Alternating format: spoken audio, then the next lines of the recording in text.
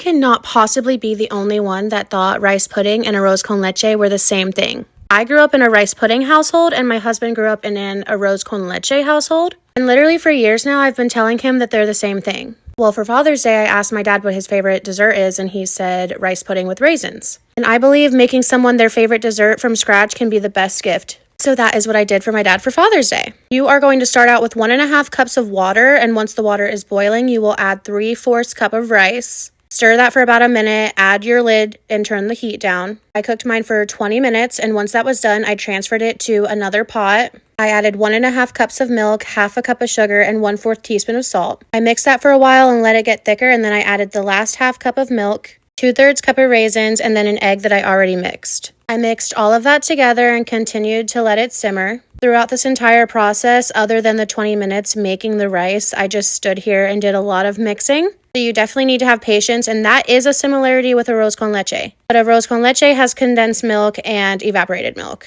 Arroz con leche takes less ingredients, but it's also not as thick. So if you like it thick, rice pudding is for you. Either way, it is a creamy rice dessert, and at the end, you're going to add a tablespoon of butter and 1/2 teaspoon of vanilla. At this point, you want it off of the heat, and you're just going to keep mixing it until it is all mixed together. Then I moved mine over to a Tupperware and left the lid off of it for a while so that it could cool down. Did I mention I started this at 1 in the morning? But my dad said it was a 10 out of 10, and you should try it.